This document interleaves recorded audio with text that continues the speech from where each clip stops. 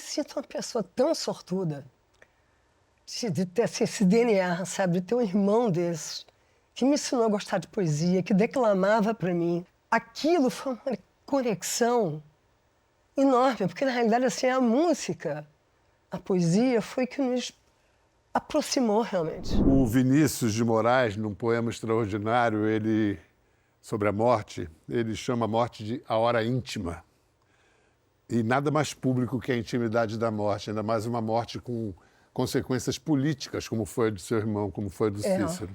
Você falou bem na abertura que a morte dele faz parte da obra dele. Isso realmente é incrível, assim. Tenho um orgulho danado disso. Porque o Cícero não deixou barato em nenhum momento. Ele não traiu as convicções dele em nenhum momento. Então, é um orgulho danado. Isso que você disse na abertura. Faz todo mundo repensar de novo sobre isso, sobre eutanásia, sobre permissão. Por que tem que ir no exterior fazer isso? Devia ser, como várias coisas no Brasil, isso é permitido no Brasil também. No mínimo, tinha que ser debatido abertamente, porque hoje fala-se de sexo com uma naturalidade incrível nas mesas de bar e tal, mas tudo, né? Morte, ninguém quer falar. Peraí, gente. Só tem os impostos e a morte, de certo, né? Não tem outra coisa. Coisa, acho que da religião. Confunde tudo. Mas o processo dele para chegar... ele soube que teve Alzheimer e antes que Alzheimer começasse a comprometer mais a cognição, a atividade dele, mas ele tomou essa decisão, por exemplo, com você ele não conversou, não dividiu nada. Ele não conversou com ninguém sobre com isso, ninguém. Porque acho que ele tinha medo que alguém interferisse. Eu jamais ia interferir, porque eu conheço ele desde que eu nasci. Sei como Cícero é e sei como ele era racional e decidido em relação a tudo. Ele começou com Marcelo, o marido dele, de mais de 40 anos. Agora, eu não percebi, na realidade, porque ele começou a aparecer em todos os shows. Os shows que eu estava fazendo naquele período, que foi o lançamento do Rota 69, ele assistiu uns 4. Então ele quebrou um padrão. Ele começou a assistir, eu falei, poxa, eu estava tão feliz, todo show homenageava, falava dele, era ovacionado. Eu não percebi que ele iria fazer isso, entendeu? Eu só soube na véspera, quando ele me ligou de lá, da Suíça. Antes dele ir, qual foi o seu último encontro com ele, você lembra? Foi na inauguração dessa exposição Fugaz, que inaugurou agora no CCBB, né? Todos, vários lugares do Brasil, né? E a inauguração no Rio de Janeiro. E ele foi assistir a exposição que levava o nome da nossa música e tal. E aí ele estava lá. E ele ligou para você dessa vez? Ele me ligou na véspera, na noite anterior. Marina, eu fiz oi. Achei que ele estava, porque eu tinha entrado com ele uma semana antes, na casa dele. E ele falou, estou na Suíça. Quando ele falou, estou na Suíça, eu falei, já entendi. Porque, na realidade, o Cícero sempre... Ele sempre foi ateu. Nunca acreditou, ele puxou isso muito do meu pai também, não acreditava em nada, entendeu? Mas viveu a vida até a última gota. Assim, ele adorava a vida, era um aventureiro, entendeu? E poeta e filósofo, adorava o que ele fazia, o ofício. E dono de uma inteligência, de uma coisa impressionante, entendeu? Na hora que ele soube que ele foi diagnosticado com Alzheimer, ele ficou do lado. Então comecei a ver o Cícero, porque a nossa família, porque todo mundo era muito alegre. Uma coisa da família, do pai, da mãe, todo mundo, a gente ria muito. Muito encontro semanal, muita risada, muita brincadeira, muita... E eu comecei a perceber o Cícero chateado com o diagnóstico. Devia falar muito com o Marcelo, devia proibir Marcelo de falar. E ele é aborrecido, chateado. Ele não estava acostumado a se sentir sem estar completamente, né, dono da vida e da cabeça dele, entendeu? Então, o Marcelo me disse que ele ficou assim, praticamente um ano, já querendo saber sobre isso, escrevendo para a Suíça, trocando informações. E aí chegou a ter uma data que seria antes, mas o Marcelo, que trabalha, né, figurinista, trabalha com uma série de pessoas que você conhece, com a Andrucha, com a Nanda, com a Globo. O Marcelo tinha uma série para fazer. E aí o Marcelo falou, não, Cícero, e essa data não dá, porque eu tô... Aí ele, chateado, adiou. E adiou para outubro.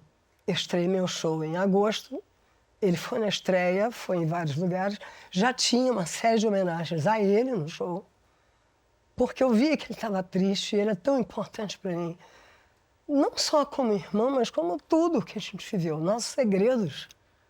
Foram praticamente 3 décadas de mais de 200 músicas, senão... O Cícero tinha 79 anos e na Suíça ele teve a ajuda dessa entidade que chama Dignitas. É. Tem mais de uma, tem uma outra que chama Pegasus. Enfim, na Suíça e no Canadá também se faz esse procedimento. Na Holanda também tem uma. Na Holanda é um outro processo, mas também é permitido. A questão, assim, é que eu acho que cada vez nós, pessoas comuns, vamos estar defrontados com essa possibilidade, porque a medicina está fazendo todo mundo viver mais, mas não necessariamente melhor. Pois a pessoa fica ali. Ao mesmo tempo, Cícero era um poeta, um filósofo, uma elaboração intelectual. O tempo inteiro. O outro que a gente soube só um ano depois da morte dele, Daniel Kahneman, um grande psicólogo que ganhou o Nobel de Economia. Ele só foi revelado um ano depois, a escolha dele. Godard também, não foi? Godard também. Então, a gente está falando de pessoas que deviam ter uma reflexão e pensar muito profundamente tempo sobre isso. E nós que não né? E as pessoas comuns, né?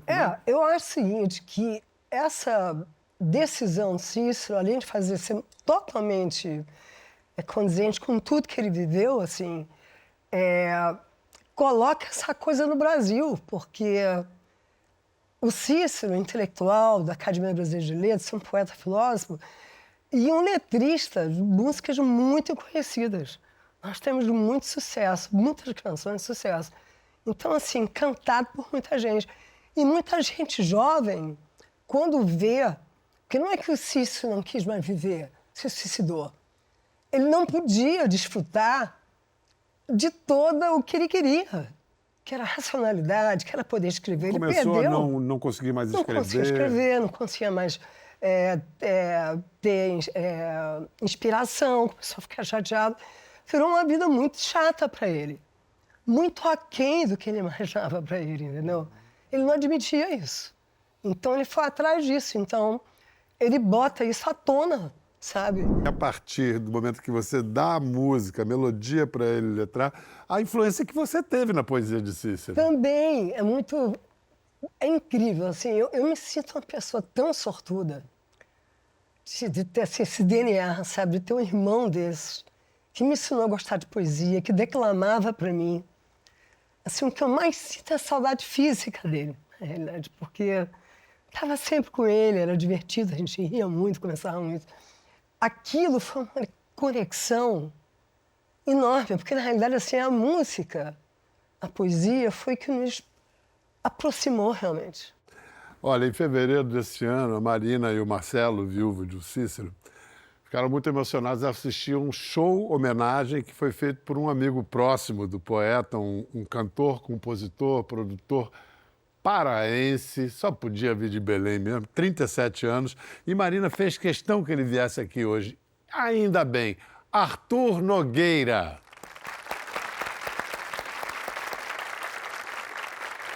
Bem-vindo! Prazer. Fizeste boa viagem? Ótima. Adoro esse uso da língua de Belém, né? Fizeste boa viagem, né? Fizeste, foste, gostaste. Obrigado. Você fala assim? Falo. Não tem jeito, né? É estranho não falar. Tu eras um fã adolescente quando conheceu o Cícero. Como Sim. acabaste parceiro dele? Olha, eu sempre falei pra Marina isso. Meu pai sempre gostou de música e nos fins de semana ele reunia amigos para ouvir discos e eu estava ali vendo tudo aquilo.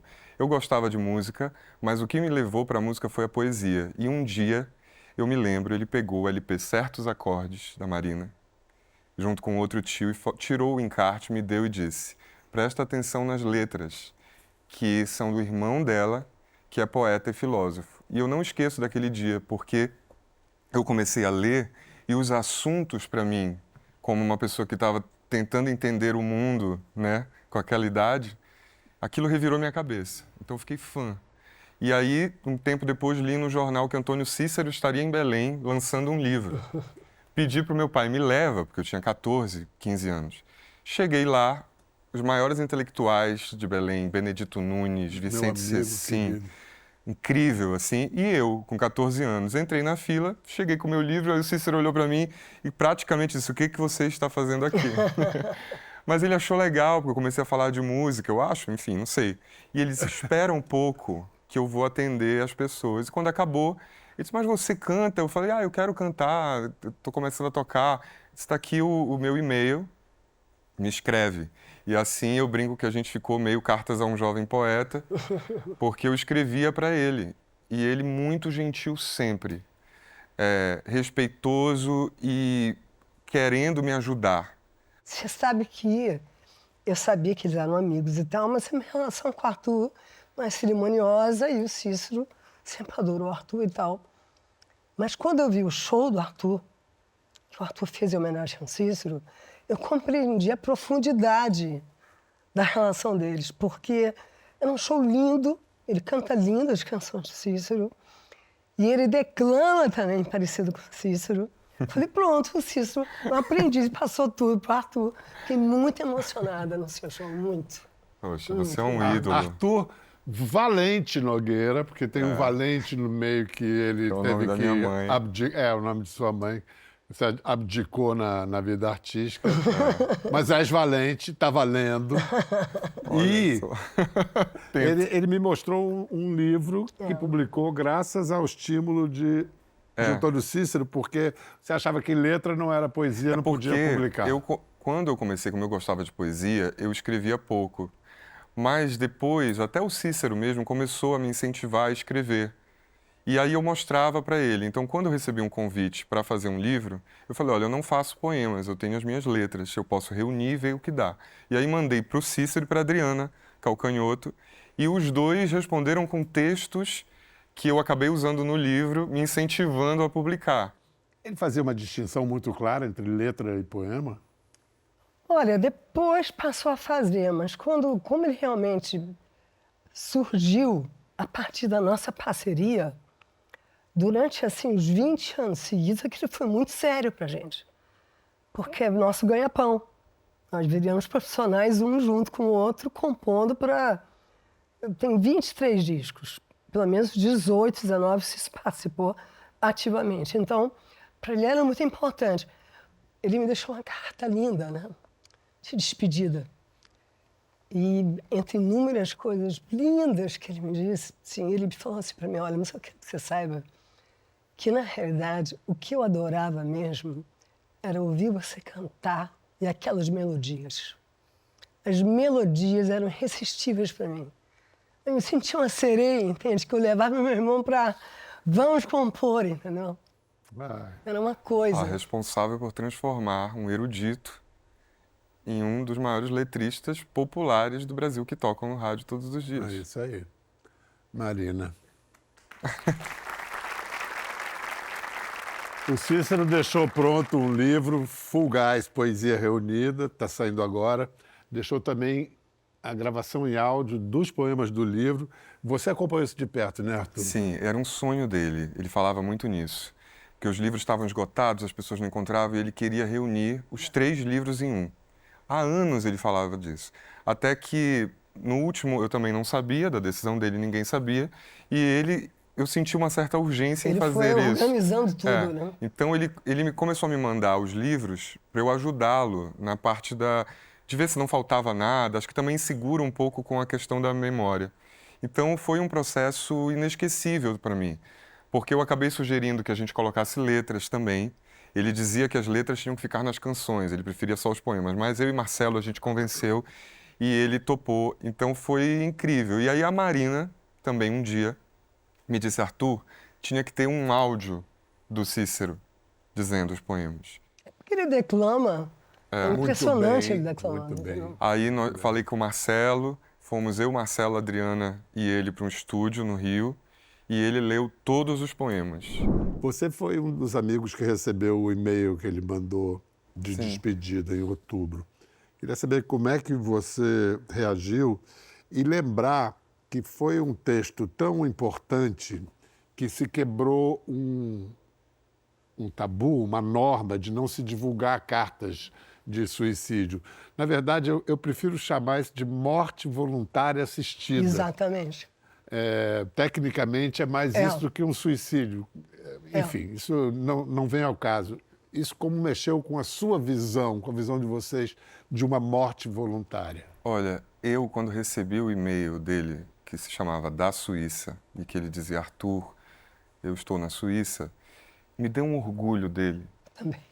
Meu primeiro sentimento foi esse. Eu fiquei muito triste, falei com a Marina chorando no dia do Alzheimer, porque para mim era inconcebível uma pessoa que era um arauto da lucidez e da justiça perder a razão. Então, naquele dia, eu desabei com a Marina. Eu fiquei tão orgulhosa. Quando o Cícero me ligou, um dia antes e tal, para se despedir, eu vi que não podia intervir. Mas no dia seguinte, que ele me ligou, no dia seguinte, eu passei o dia inteiro louca, porque ele ia embora e dizendo assim, o mais foda de todos, o mais corajoso, não tem ninguém. Eu fiquei louca de orgulho dele, entendeu?